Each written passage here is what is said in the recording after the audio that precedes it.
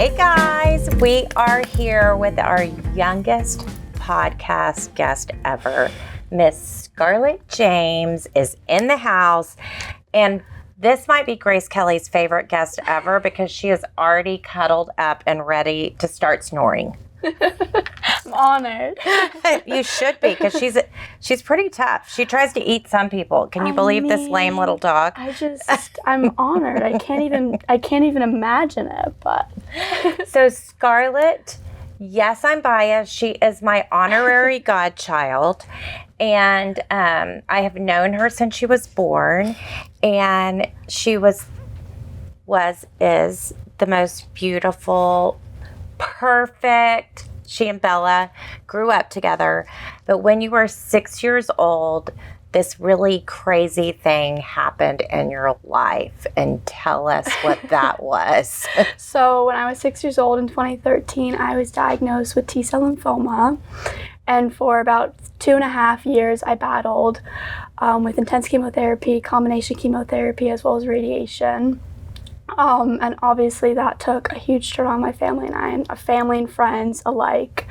But kind of in the midst of it, my mom especially kind of decided to take the positive turn on it and try to give back.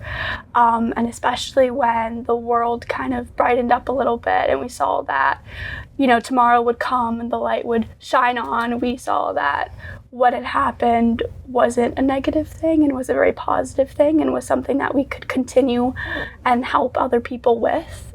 So since then, we've started the Scarlett Fund for years now. So since 2015, 2014, we've been raising awareness, raising funds through huge events like the New York City Marathon, which just happened. Run, Forrest, run, Jen, run. Exactly. Your mom. A powerhouse. A powerhouse. This woman cannot be stopped. No. She breaks things. Breaks her ankle. She hurts herself where she can't even walk after, and then keeps doing it again. And then tells us she's running a marathon. And she does it with not a frown on her face and with a smile, and telling everyone that she couldn't be happier to do it. So Nothing stops that woman. Well, the other reason I know that's true is because I have known your mother since college, which might have been in the 80s. And she was my big sister in the sorority. And the funny thing is, you guys are consummate New Yorkers, or officially now you are, what are they called? Connecticutites? I don't know. Greenwich people? I don't know. But you've lived in this city your whole life until just moving a few months ago to Greenwich. And you have Texas roots. I got Texas blood. I tell myself, I say y'all and I tell ma'am and sir. So I tell myself I've had a little bit of Texas blood. You are the perfect combination of all the Texas and New York. So you're in Texas. So many of us go to MD Anderson, and your hospital in New York was MSK. Yes. And I had been exposed to cancer and kids with cancer through a group in Houston called Heroes and Handbags. And I had been raising money for kids with cancer, but I had never really understood till I was there in the hospital with you. And I tried to go once a month for 18 months, which was nothing compared to what your mom went to, what you went through. But it is, children aren't supposed to be sick, and children aren't supposed to have cancer. And when you see it, you feel so... Yeah. Like there's not a place in your head for the information. There really isn't. And it's super interesting, too, because there's so many people out there who don't even know that children get cancer. Yes. And when you talk about it, and when I talk about it personally, and I consider myself a survivor, and I speak on that, there's a number of people who are very consoling and know what I go through. And then there's a number of people who didn't even know that that was possible, and didn't even know that Memorial Sloan Kettering had a cancer center, which is like mind-boggling to me because it's my life. It's your everything. It's my everything. Yes. But then when I dive deep into it and when I talk about it, people are so empathetic and so enthusiastic about helping. So it's a hard thing to think about, the fact that so few people know about it, but then it's also very exciting to see how far people want to dive deep into it and how far people want to help.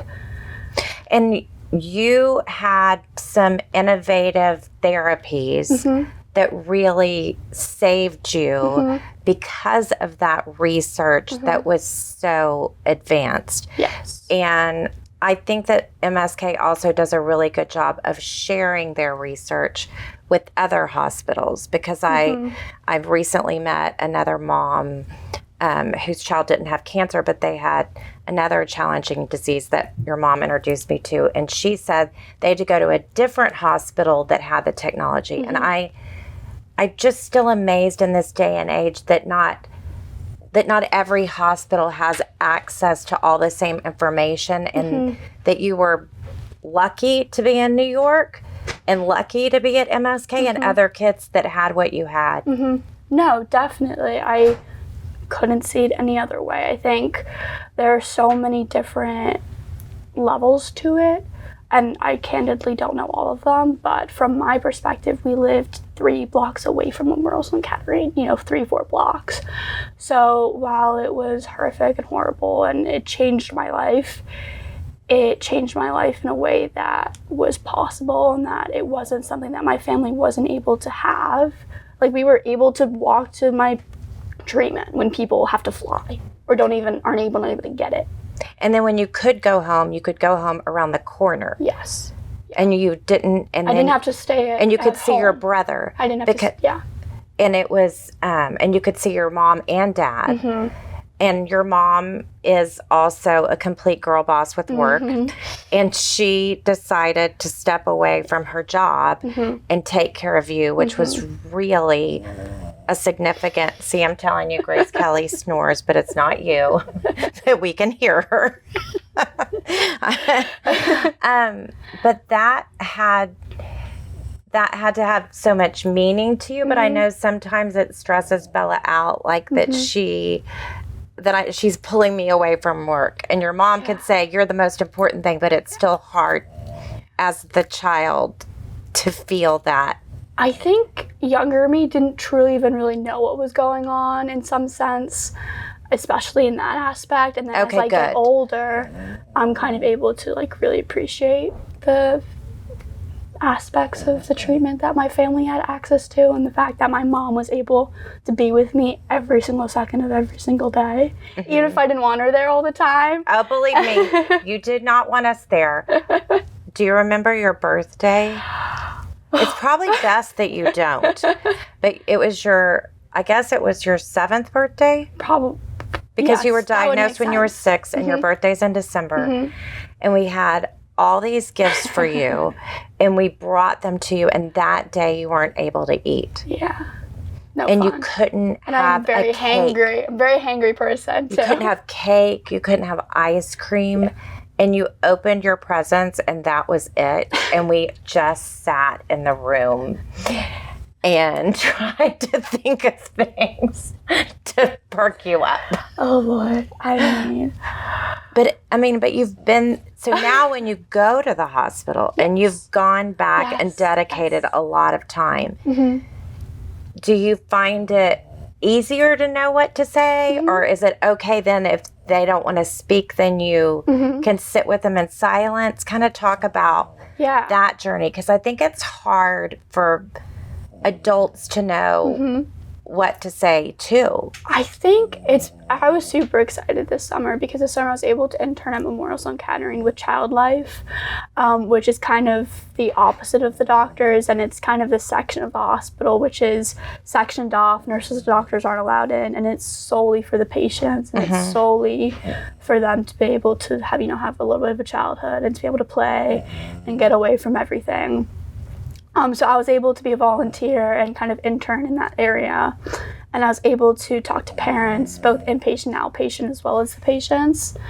And I have to say, it really opened up my eyes. And it was probably the most extraordinary thing that I've done on a very personal level. And it's something that kind of pushes me every single day to kind of go further and to help a little bit more, because when I talk about it and when I reflect on my own experience and then I tell others about it, it's it's one thing, and it's something that I'm very personal about. But going to the hospital for someone else and playing with younger kids and thinking about how that was me in an aspect in a way, but also how that is someone else is like eye-opening and like crazy. It's so vulnerable. It's so emotional. Yes. But it's also like so exciting. Yes. Because there's so, when you think about like pediatric cancer, you don't think about anything good, and you don't, you know, see anything positive about it. And then I go and I volunteer. And even like myself, when I think about my, you know, younger childhood, it's not incredibly positive. And, you know, I spent years in a hospital, and that wasn't incredibly fun. Yeah. But then I go and I play with a bouncy ball with this, you know, little girl for an hour. And she laughs the whole time. Ugh. And I laugh the whole time. And the dad's laughing the whole time. And it's only good things. And it's so exciting. And you don't think you're in a hospital. And you don't think life is happening. And it was so not what I was expecting. And I was nervous going into it because I was working with pediatric patients. I was in the hospital that I was diagnosed and the hospital that I was treated in for years. And I wanted to go back and help, but I didn't know if that's how I wanted to do it. And now I have no doubt. So Diane Reedy, she is literally an angel sent from heaven, and the way that she researches, but also in the way that she talked to you. And I've shared on other podcasts that our daughter Bella suffers with a lot of medical challenges, and it took her a very long time for doctors to start communicating with her and to really care as a young girl what she had to share versus us. And when she finally found a doctor that cared about her, it really made her come alive and feel heard. And I feel like Diane has done that with her patients from the time they're really young. I love Diane. I love her family. I love her. And I also shouted her over the summer. I had a very eventful summer. It was an extraordinary summer, but I shouted her as well. And she works with some older patients and a different type of cancer. But she was just a powerhouse. Like watching her, she's an oncologist, obviously. So watching her speak one-to-one, not only about the treatment and the cancer and like the very scientific stuff, which fortunately a lot of it went over my head. I'm trying to learn more, but a lot of it I was like, oh shoot, I need to read more about this. But kind of that personal side is something that I just have never seen. She's just extraordinary. Like she touches all those patients on such a side. All of them walk in and all of them are so attached to her on such a personal level. And it's so comforting to know that there's so many, especially in Memorial Sloan Kettering, doctors and oncologists and et cetera, who are just like her and who are so attached to their patients, and patients are so attached to them, and that it's a very safe space. And watching it, I was in awe. And I think too, another thing that I saw was that the doctors are so pulled and their schedules are so full that a lot falls on the nurses. And a lot of the time in between you're seeing the doctor.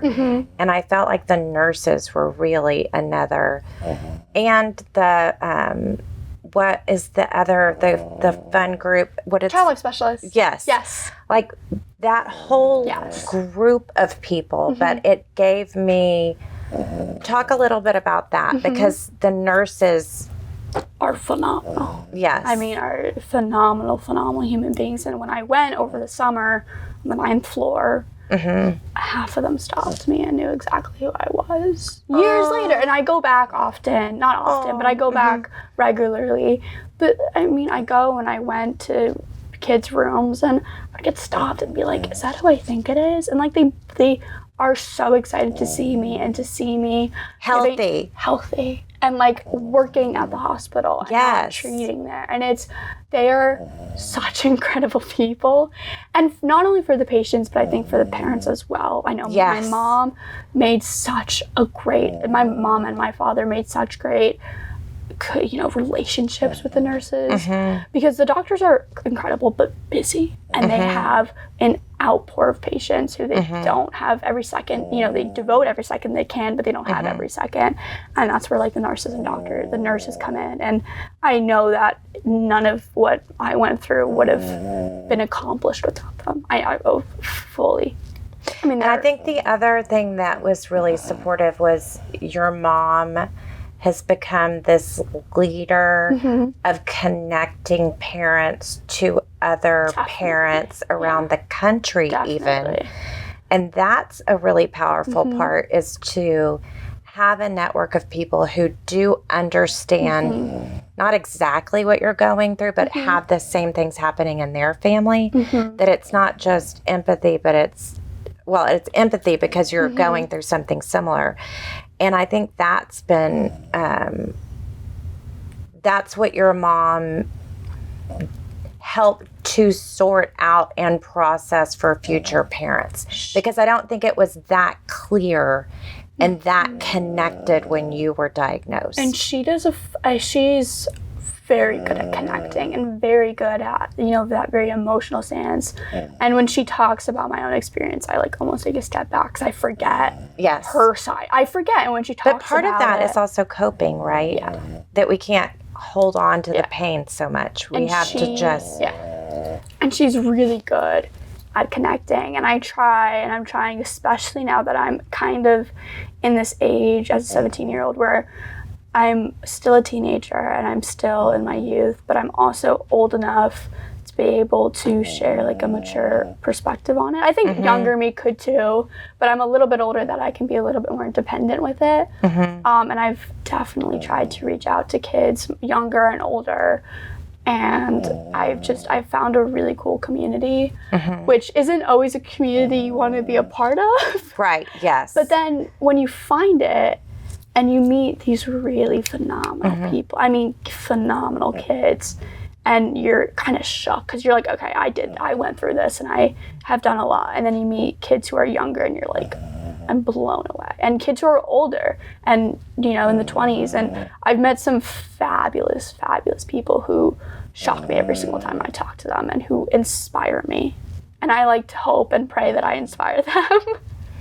It's so cool. And so all eyes have been on DC with the elections and everything. And you have spent so much time in DC advocating for research. So share a little bit about the organization and what you do and how you do it. Yep. So in 2019, I was kind of started getting in touch with this woman, Nancy Goodman, who, like my mother, is a powerhouse and will not let a single person tell her no. She's definitely who I look up to in this world and who I set my eyes on whenever I'm a little bit of in a situation I need help. But basically, she reached out to us. We kind of reached out to her, and she brought in the organization called Give Kids v. Cancer, which is this organization that goes up to DC. They call it Climbing the Hill, and they are all youth advocates, so all either survivors, patients, siblings, or friends who have a connection to pediatric cancer. Okay. And when I first heard about it, it was this really different side of it, because from the Scarlett Fund, and as a young girl, my family, we really worked on, awareness and raising funds through bake sales and events. And I've done some bake sales with your mom. I'm like, I don't even know how to cook. What am I doing at a bake sale? Neither do we, but it all gets done. And that was the side that I knew, and I was that's the side I wanted to work towards. And seeing this other side of legislation, circle this. I was like, I don't know if I'm the person for. I mean, it was 2019, so I was quite young. And I don't know if I could tell you the difference between the House and the Senate. And I was like, I don't know. But she pushed me towards it. She knew that I'd spoken in front of a few people and in front of a few events. And she basically explained what the event was. And you go with just youth children. So there are no adults. There are no nannies or parents or no one. You go in groups of 5, 7. You basically go through the Capitol and you speak to staffers, and sometimes you speak to higher ups about certain bills and about your story and about what you're pushing for. And And I have to say, I've been doing it now for a few years, and it's changed my perspective on the world, because, you know, when you talk about legislation, you talk about like that side of government, and you're like, oh, like, yeah, you can change the world, and then you go and do it. And it's incredible. So we were just recently, it's been a fabulous, fabulous year, because I went up just in September. We've recently been advocating for the Give Kids a Chance Act, which kind of encompasses the limitations to pediatric cancer research, as well as drugs that are given to pediatric patients. I kind of mentioned before, what basically saved my life was combination chemotherapy, and the types of drugs that were you know, pushed together during a certain number of like days for treatment to then, you know, like work together to kill my cancer.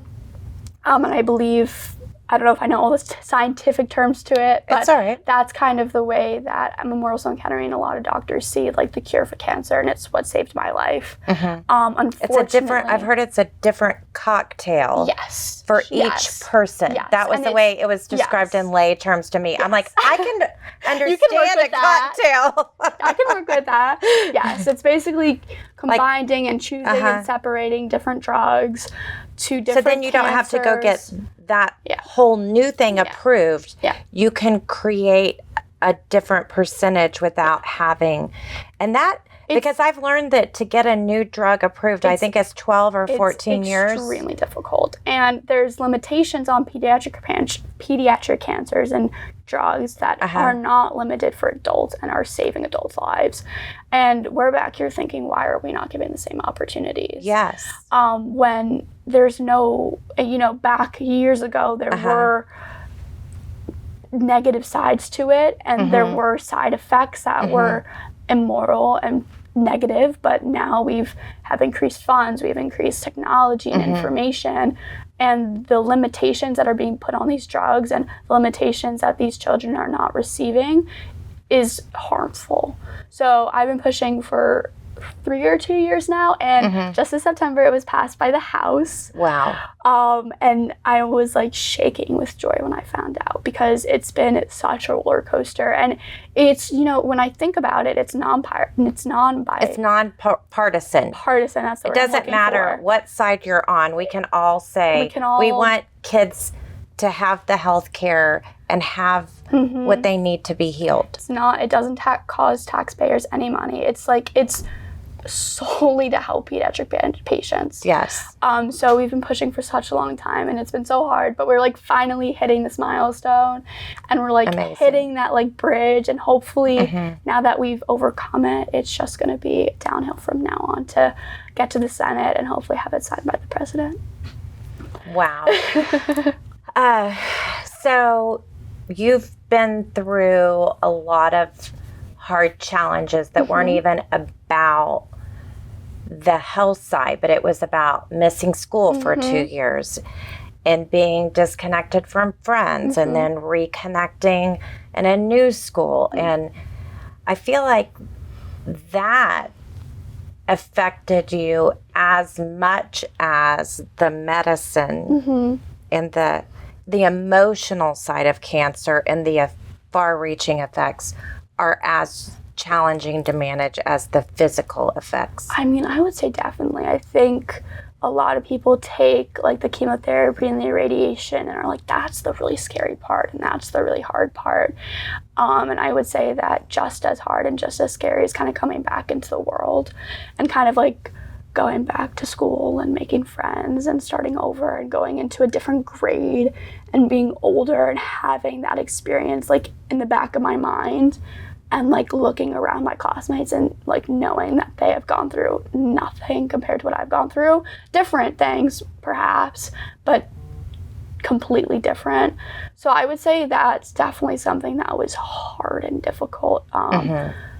You know, I would watch my friends like go to parties and I'd be sitting in a hospital by myself, like being like, what is going on? Like, why am I here? Like, what have I done to get here? Yes. And then even now as an older girl, like I see all my friends from lower school going and like getting into college and like doing all that process, and I'm just a junior and I'm like, oof, it still digs a little bit. It does. And it can still be hard. Yes. And I've made friends in my grade, and I have definitely overcome so much, and it's not something that I think hits me as hard as it did when I was younger, because it definitely hit when I was younger. It was hard. My friends had made different friend groups, and I had short pixie cut hair, and had like long, beautiful hair, and I was super pale, and I was super skinny, and I had to like go back, and I'd be like called a boy at the park, and like I didn't think I was as pretty, or that I wasn't like a part of the friend groups. And like it did, and I didn't know what to do, because it wasn't something that I could control. Exactly. And it wasn't something that was my fault. So I had fabulous friends who never intentionally had it happen, but we were all young, we were all kids, and it's something that happened, and I found my way, and life continues, but it is something that sometimes still I see. But I'm older, and I have friends, and I have fabulous friends at school, and I have a great group of girls, and I still have my young friends from Sacred Heart from all those years ago. Okay, a little data about Sacred Heart. Lady Gaga was there. Of course, the absolute and icon. Jackie Kennedy made your uniforms because Caroline went there. I don't know, but there was Jackie Kennedy connection. I know the big one is Lady Gaga. That's what I was very excited about as a young girl. I used to call it, what did I call it? I call it Secret Heart, because I thought it was secret. So I told all my friends that it was like there was like a secret in the school. That's what I would tell all my friends as a young girl. Okay, then let's talk about boarding school. So as a New Yorker, it is very expected, normal to go to boarding school. As Southern people were like, what did I do wrong? What did their kid do wrong to send them off to boarding school? That's what I get. I'm like, what did you do as a kid? And I'm like, nothing. I swear. It's like. Is that what they say to you, Texas kids or Southern friends? I had a friend from a friend from a different school. I was like, oh, I go to boarding school. She's like, were you a bad kid? And I was like, no. I was a good kid. I am a good kid, I swear. I promise. It's strange. I love it. And there's aspects to it that I really enjoy. And I live in a dorm room, so I'm in a quad. So I have 3 other roommates, and I love them all very dearly, and they're like my sisters.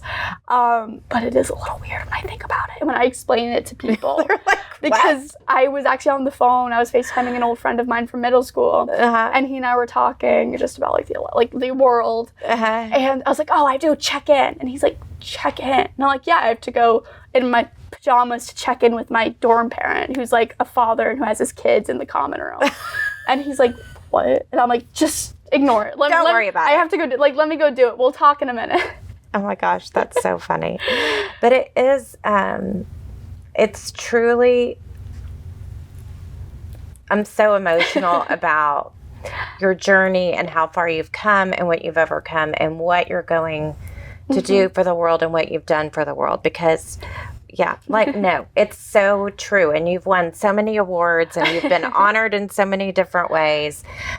Even as a little girl, there was an American Girl Yes. award. Oh my God, that was like the most exciting thing to me. I was like, because we were obsessed with American Girl. Why wouldn't you be? I mean, oh my God, the balloons. We still talk about that stupid balloon y'all had to have that you play with like 3 times and then we're done with. Okay, but tell a little bit about some of those things and the people you met through those processes. I mean, that was a few years ago, but I think those like small little, not small, but those very they've just scattered throughout, a little bit of my childhood. And they were just always, I think people were always just so excited to see a young girl so passionate about something like pediatric cancer, especially when I was younger. I was either just out of treatment or kind of still I would still visit Memorial once in a while. And I think people were so shocked that I was so willing to talk about it. And I was so open to advocating for it. And I think it made people very excited and very hopeful. And I think it gave people a new light, which made me very happy. It made me very happy to see people so inspired. And I don't think I always really grasped it. My mom would be tap me on the side. She's like, you make these people really happy. And I'm like, what are you talking about? I just told them what my... Yes, and it made them, icky stuff. Yeah. And I'd be like, why? Why would that make someone happy? My mom's like, you inspire people. It gives people hope. And that you can overcome something really hard and find joy. And I think that sometimes that's all we need to keep going. Definitely. And I think it makes people very, very inspired and excited to see someone who's gone through, the ringer and who's gone through something hard and come out of it and live a very normal, very easy, not easy, but a very day-to-day life and still talk about it and still have hope and, still obviously aware that pediatric patients are, they have treatment every single day and that at the moment someone's probably getting diagnosed and someone's life is about to change. But that doesn't have to be necessary for the negative, and that there can be a positive outcome even though nothing about cancer is good or positive. But there can be, this perspective that you take.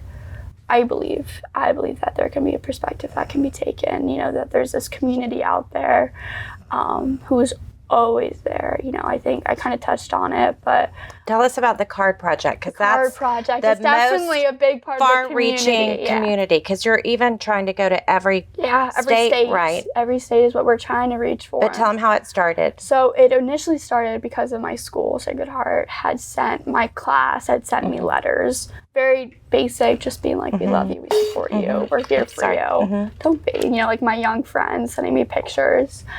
And that was something that I held very dear to me, and I was excited, and my friends would come and we'd color and we'd make cards. And it was a very small little thing. I loved arts and crafts as a younger girl. And it was just a very small thing that my school did. And then it expanded within my school to kind of be the whole, I was in lower school, and then the middle school, and then the high school would send me cards and videos. And it was something that made me very, very happy, to be watching my friends grow up, but also knowing that they would still be thinking about me. And even the high school girls would know my name. Yeah, and would send me Oh, pictures. wow. Wait, what have I done? Yeah, exactly. It was very exciting that the high school girls knew who I was. And we had the little sister and big sister was the thing that they did. Yeah. So my big sister would send pictures and cards. And as I kind of began to get a little bit older, while still in treatment, I kind of saw the kind of impact that they had. And my mom, broached the idea of, we can make cards for other people and for other patients and other friends. And it kind of just started my friends and I would make cards for other kids in the hospital. And then it kind of turned into the schools would make cards, and we'd send out a list of names, and we would do them for the major holidays. We'd do Hanukkah, Christmas, Halloween, Thanksgiving. Valentine's Day became a big one, and it just continued to grow. And then it turned into we would send them out from the States. We get them from all over. I think we even get some from other countries. It is expanded I feel like to parts that I never expected, because it brings so much joy, but particularly from both sides. Receiving the cards, I know, because I know the kids, not all of the kids, but I know a lot of the kids, I know a lot of the families, and I know that it makes them so incredibly thankful and happy to know that there's someone out there, that there are people, big, large groups of people out there who are writing them these letters. But I also know that it's this side of the people who are writing them, and it makes them really happy, and it makes them really excited. And we get these younger kids to do them, and they make the cutest, most sweetest cards, and they make drawings, and they send little jokes. And then we also get cards from college students and from the military, and those cards are always very heartfelt. I know that they make them feel like they're doing something that's really inspiring. And I always say it's a little bit of a pen pal who might not necessarily write back, but who is so grateful to have that little conversation. And the cards sometimes can be pretty heartfelt, and sometimes it's really just a hi. And yes, it can be basic and this is my life. Simple. I have a physics test on Tuesday that I'm really nervous about. What are you nervous about? It's small things like that, and I know that they make the kids smile, and they make the parents smile on levels you could never imagine. We'll talk about smiling. I can't wait to get my pajamas, because I am going to be so cute. Tell us how you came up with your Scarlett Fund oh my goodness pajamas with the little owl and the letters for the card project. I mean, that was I have to give so much credit to a family friend, Heidi, because she took it to lengths that my parents and I never thought we would do. Like, merchandise is not what we had little bracelets that we would say the Scarlett Fund and like maybe a sticker. Like, that's as far as our merchandise and our style went. And a friend of mine, she was interning at a luxury pajama brand. And it was kind of local. It was pretty local. And the woman who started it and who Heidi was interning and working for, kind of broached the question of, would you be willing to make a pajama set, make a pattern, and give proceeds back to a fund? And she's like, I have this fund in mind, close family friend for pediatric cancer. Would you be willing? And the woman hopped on it in a second, was like, absolutely. So she made the design kind of surrounding the idea of the card project. My mom, as you know, is obsessed with owls. So we had to have the owls in there. And then we also decided to have like the cancer ribbon kind of strung along the pajamas. And I have to say, she did a fantastic job, because my biggest stressor about the design was that it couldn't look like it was for cancer. Like, I didn't want it to be this plan and really childish feeling, and then it'd be like this tacky thing that'd be like, oh, we're just doing it for money. Like, I also, for donations, I also wanted it to be this aspect of you don't want to wear them, and you don't want them to be cute, and you want to put them on and have fun and yada yada yada. So can people still order them?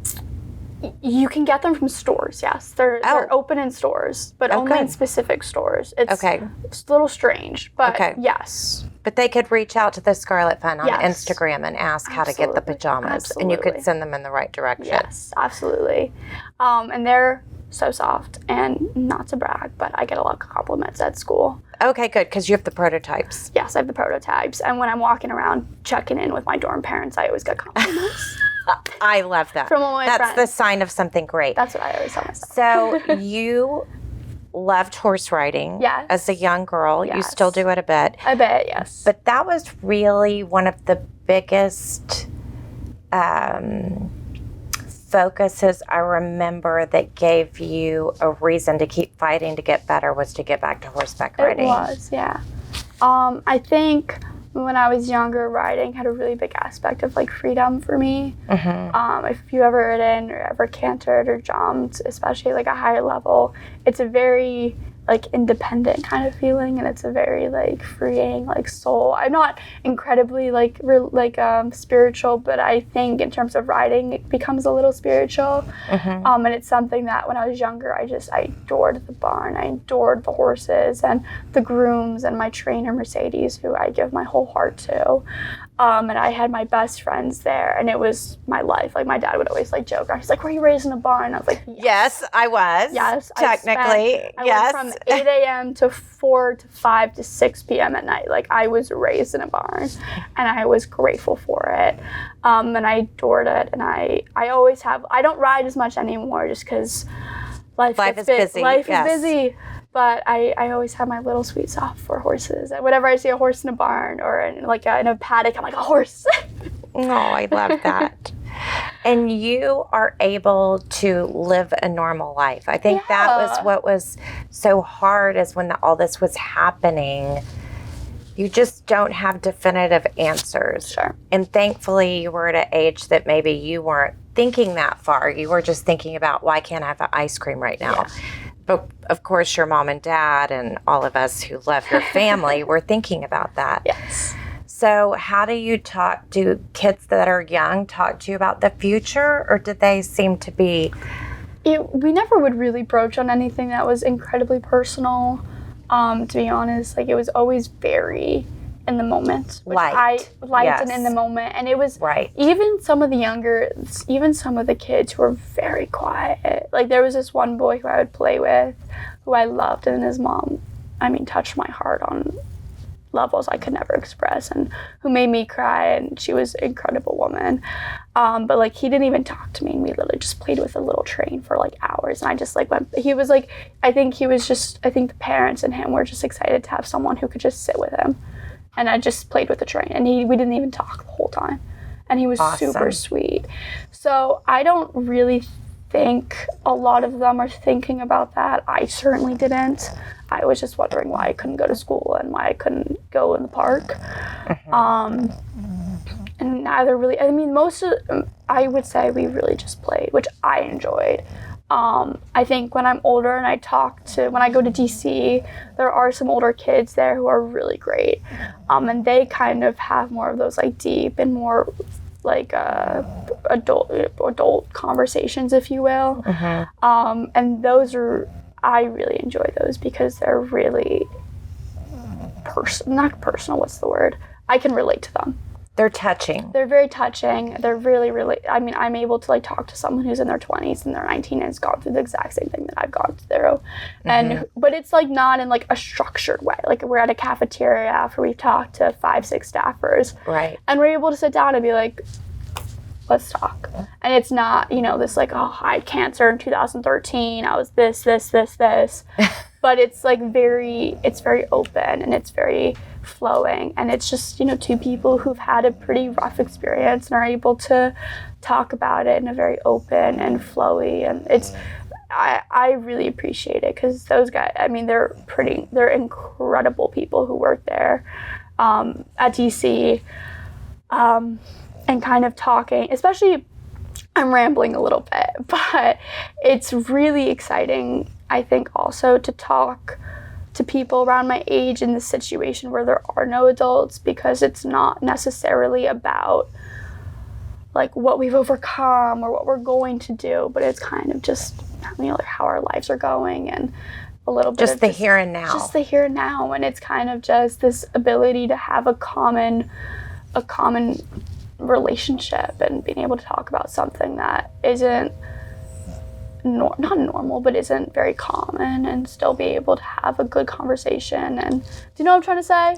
I completely do, because I feel like Bella's struggled with that, whereas in her and I can share with everyone listening, so she has a connective tissue disorder. It's called hypermobile Ehlers-Danlos, and she has dysautonomia, which means she has tachycardia and gastroparesis, and and she suffers with narcolepsy. So she's at this place that she can live, but nothing manifests really as this outward thing that people know something's going on, but she doesn't have the energy other people have, and she can't describe it. And when she's feeling bad, she doesn't want to tell you, but she also can't sit and talk and be happy. So I can relate to the idea of just being with someone and just being around them. And I think that's what she feels like her best friends are people she can be with and not have to share. I would say that's exactly. So I was like rambling a little bit. I would say that's exactly what it's like. That's what I'm taking from you, is I feel like you just need to have, just to know someone else understands you. You feel seen and heard, and there's so much, so much fulfillment in feeling seen and heard. And I feel like I would agree. That social media takes away from that. And if we're trying to fill every moment and not just hang out and be, that there's, and she just did this, she just shared a little bit about her health journey with 10-year-old girls in this last week. And the questions they asked were about like, how did you know you were sick? And one of the things they asked, and I'll put you on the spot, but you don't have to have an answer, is how did you make yourself feel better when you were sad? And I'm like, wow, a 10-year-old girl's asking you that. I said, did you prepare for it? And she's like, no. And so she said, I take a bath. She said, I love math, so I do math homework, but y'all don't have to do math homework. And she said, sometimes I just watch a movie or do something to make me feel better. Do you have... I would say I try to be with my friends, especially in like a very, like we go get chai. I have an addiction to chai tea. Oh, good. I have a very bad addiction. That's a good addiction. That's better than shopping online. Yes, which I also have. But chai tea is like my regular, and there's a really good place near school. So my friends and I go to town. I would say that's a big thing. I try to enjoy like the area. It's a beautiful area where I go to school, Kent, Connecticut. It's gorgeous. So I try to enjoy that. There's water nearby, so I try to go near that area. They say water is really restorative. I don't doubt it. I just started on the rowing team. which was super random. I'm a coxswain, so I'm not actually rowing. I just get to sit there. But I just get to like sit on the water every single day, and I've been loving it. There is I don't something doubt about it. I like the ocean. I have no doubt that there's something very restorative about the water. Yeah, I think being in nature and taking that time, because we spend so much time on screen time. So I would absolutely agree with any sort of like studies that would agree with that, definitely. And so do you have things coming up that you're looking forward to? Your mom said you might go skiing. Oh, I hope so. I'm actually a very big nature person. I think I don't feel like I'm like randomly very big. Like I love the ocean. I love sailing. I love rowing now. Like I just started, but I'm really loving it. I adore skiing, especially with my dad. That's like our little secret little thing. I love And they honored you in Vail. You had your own gondola on Ski Pink Day. That was the Scarlett gondola. Like, go gold is what they did. That was years ago, but that was I have a picture on my phone somewhere of that. It was phenomenal. Because Vail does a fantastic job of, it's a really fun day. And we kind of had the idea, like, let's make it gold. Let's go for the day and do the gold gondola. It was so much fun. Aww. Yeah. And then you had a mile at the marathon. Yep, Mile 17, youth advocacy. That was new. It's like their brand new thing for Memorial Sloan Kettering. And I was really honored that they thought of me, and I was really excited.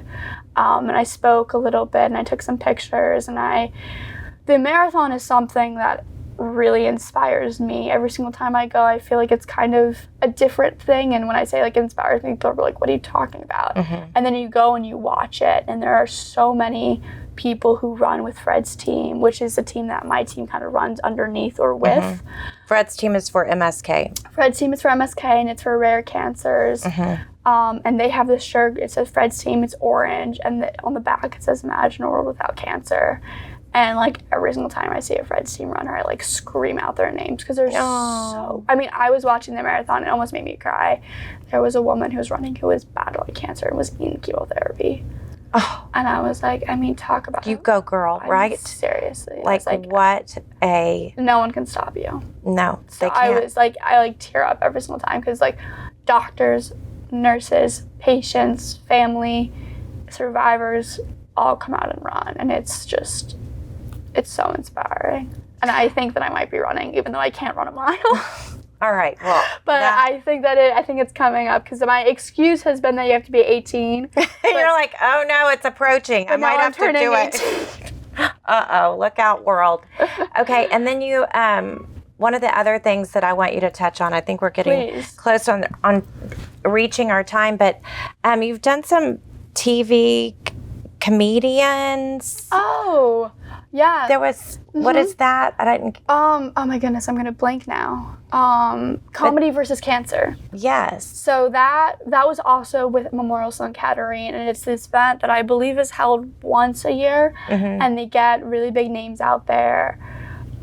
I'm blanking on her name right now, but it's okay. She's what's her face? They have big names like Tina Fey, who's hilarious. They have the guy from Big Mouth. They had John Mulaney one year, and then they had a few other people, and it was basically people such as myself. Like I was able to speak, so like kind of personal stories. Dr. Shukla, who was my doctor, spoke, and that's kind of why I was able to have the opportunity because they were looking for someone who could kind of speak on his behalf and kind of be there with him.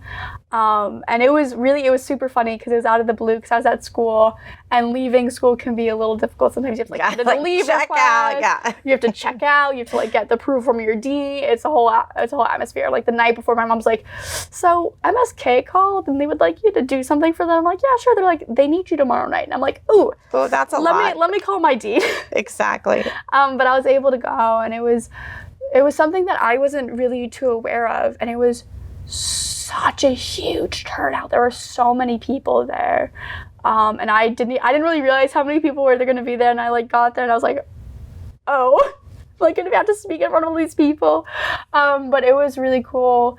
And there was like, it was also kind of exciting because it was funny. It was like a comedy show. So there was like this aspect of like laughter and excitement and just joking around. And then there's also this aspect of like Dr. Shukla speaking in medical terms.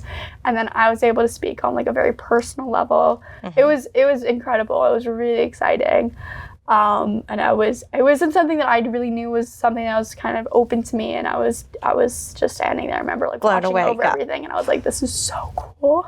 And then one day I got to go with you and your mom to the 9/11 charity day. And your mom has raised money for the Scarlett Fund for years through that. And that's also a pretty star-studded event of celebrities. Who has been, of all the things that you've gone to and all the people you've met, was there anybody you were kind of starstruck to meet? I don't know. I think I don't know if I could point out a singular person. I think kind of just in like the whole aspect that there are so many people out there who are so willing to help, I think is always a little star-striking because there's just so much support out there. Yeah, that's what catches you off guard, the magnitude of support that you're like, wow. You do forget, like when you're kind of thinking about it and like your own perspective, like in your room by yourself, you're like, oh, this is so hard. And then you kind of are able to take that other perspective and you're able to like see it firsthand, like how many people are willing to help. It's very cool. Oh, I love that. Well, you are very cool. Thank you.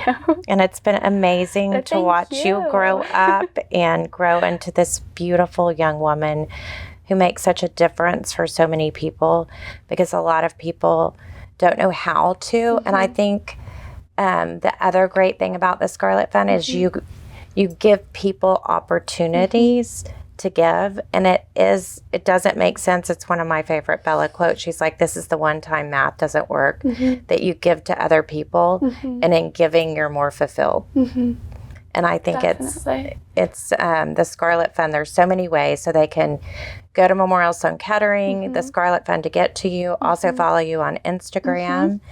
And they could even sign up for the card project. We always are looking for more, always. So they could do it in their school, their community, their NCL groups, their Brownie troop, their Girl Scout troop. Everything and anything. We just recently had a group of girls who were all gymnastic captains and were all part of different gymnastics. And I just recently spoke to them about the card project.